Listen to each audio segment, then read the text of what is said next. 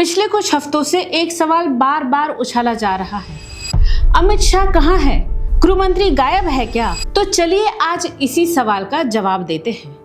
लेकिन उसके पहले मैं आपसे कुछ सवाल पूछना चाहती हूँ। अगर मैं आपसे कहूँ कि 2014 से पहले जिस कश्मीर में हर हफ्ते पत्थरबाजी की खबरें आती थी, हड़तालें होती थी, स्कूल कॉलेज बंद रहते थे, उसी कश्मीर में आज करोड़ों पर्यटक घूमने जाते हैं।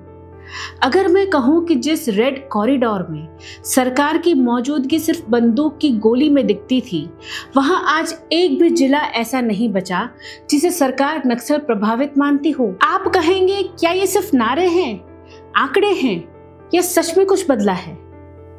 आज इसी सवाल का जवाब लेकर आई हूँ, और जवाब एक नाम नहीं, दो नामों का है, नरेंद्र मोदी और अमित शाह। नमस्कार, मैं हूं निर्वा मेहता और आप देख रहे हैं द पैम्फलेट।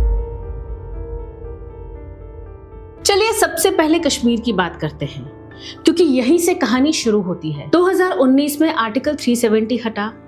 उस वक्त बहुत लोगों को लगा था कि अब आग लगेगी, कश्मीर जल उठेगा, लेकिन हुआ उल्टा। 2004 से 2014 के 10 साल में कश्मीर में 7,000 से ज्यादा आतंकी घटनाएं हुई थी।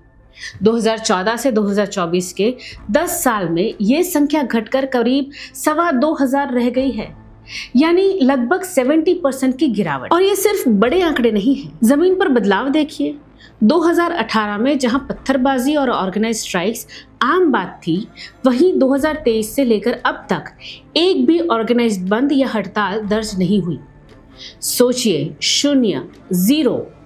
और नतीजा क्या निकला? 2024 में 2.25 करोड़ से ज्यादा पर्यटक कश्मीर घूमने पहुंचे थे। जिस घाटी में लोग जाने से डरते थे, वहां आज परिवार छुट्टियां मनाने जाते हैं। ये सिर्फ आर्टिकल 370 हटाने से नहीं हुआ, ये आतंकवाद के पूरे तंत्र पर, पत्थरबाजी, हड़ताल, टेरर फंडिंग के पर एक साथ किए गए वार का नतीजा है। अब बात करते हैं उस लड़ाई की जिसे 60 साल से देश झेल रहा था। 2014 में देश के 126 जिले नक्सल हिंसा की चपेट में थे।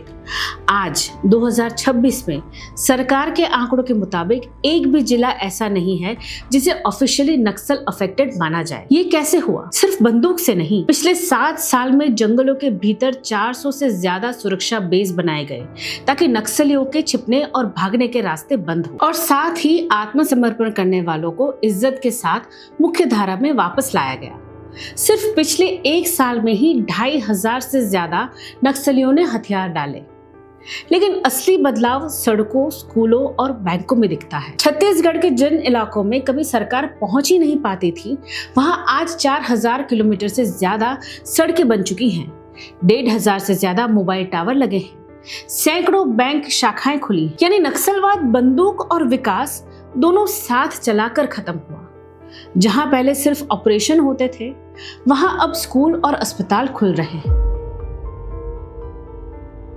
अब उस हिस्से की बात करते हैं जिसे दिल्ली से बरसों तक दूर रखा गया, पूर्वोत्तर भारत।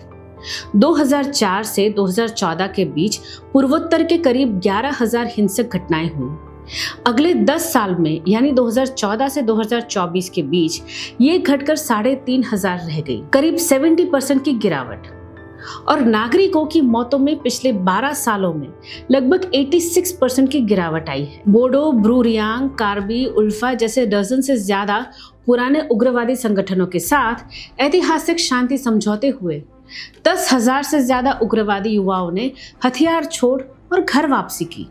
और जहां पहले सेना की मौजूदगी जरूरी थी, वहां अब निवेश पहुंच रहा है।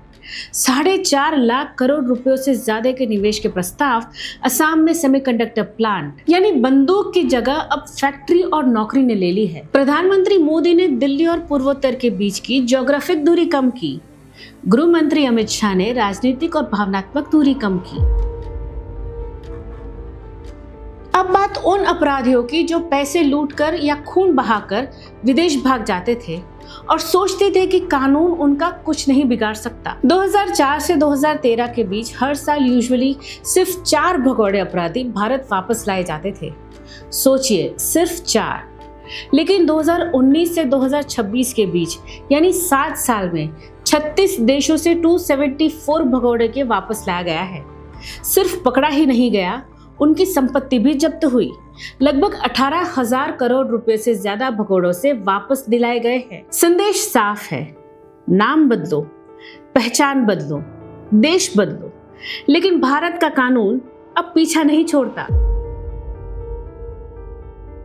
अब आखिरी और सबसे जरूरी मोर्चा, नशे का कारोबार। 2004 से 2013 तक 10 साल में सभी एजेंसियों ने मिलकर करीब 26 लाख किलो का ड्रग्स जब्त किया था। 2014 से मई 2026 तक ये आंकड़ा बढ़कर 1.25 करोड़ किलो से ज्यादा हो गया था, यानी 4.5 गुना। और सिर्फ छोटे तस्कर नहीं, बड़े नेटवर्क तोड़े गए। मुंबई में कोकेन सिंडिकेट पकड़ा गया, 250 करोड़ रुपए की कोकेन जब्त हुई। दिल्ली में 300 किलो से ज्यादा मैथ के साथ एक अंतर्राष्ट्रीय गिरोह पकड़ा गया। लेकिन सिर्फ पकड़ना काफी नहीं था, सजा भी जरूरी है। इसी साल की शुरुआत में ही 3 दर्जन से ज्यादा मामलों में तस्करों को दोषी ठहराया गया।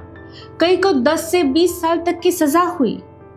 और साथ ही नशे के शिकार युवाओं के लिए संवेदना भी। नशा मुक्त भारत अभियान से अब तक 29 करोड़ से ज्यादा लोग जुड़ चुके हैं।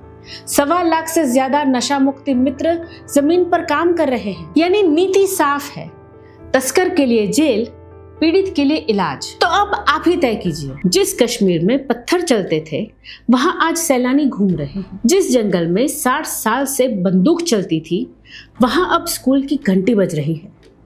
जिन भगोड़ों को लगता था कि विदेश में वो सुरक्षित है, वो आज भारत की जेलों में बैठे हैं। ये सिर्फ आंकड़े नहीं है, ये उस डिटर्मिनेशन और पॉलिटिकल विल का सबूत है जो दशकों पुरानी समस्याओं से आंख मिलाकर उन्हें जड़ से खत्म करने के लिए निकली है। 60 साल तक जिन समस्याओं को सॉल्व नहीं किया जा सकता कहकर टाला जा रहा था, नक्सलवाद, कश्मीर की आग, भगोड़ों की मस्ती, वो अब हल हो चुकी है। तो अगला सवाल ये नहीं है कि सरकार ने क्या किया, अगला सवाल ये है पहले वाली सरकारों ने 60 साल क्यों बर्बाद किए। तो कहां है शाह पूछने वालों, जवाब स्क्रीन पर है। सवाल पूछने से पहले जरा आंकड़े देख लिया कीजिए।